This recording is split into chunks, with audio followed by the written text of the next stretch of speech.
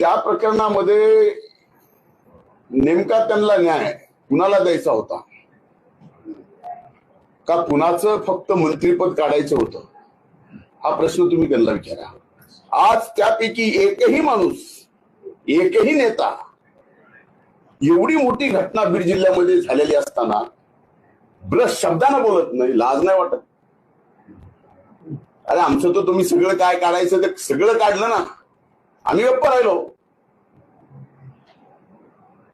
पण एखादी बीड जिल्ह्यामध्ये आपला तिच्यावर अत्याचार होतो, ते बाहेर येतं. बाहेर आलेल्या प्रकरण नंतर पैशावाले कोचिंग क्लासेस आहेत. पण बरंच काय, कोण कसं आहे, कुणावर आहे, कुणाच्या जवळचे आहेत, बोलायचं का नको,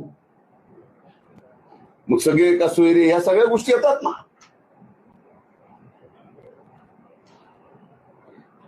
पण एक आहे, कुणी लोकप्रतिनिधी असला तर कमीत कमी त्याच्या अंगात मरेपर्यंत न्यायाची चाड आणि अन्यायाची चीड असली पाहिजे. त्या भूमिकेतून आज मी इथं आलेलो. धन्यवाद.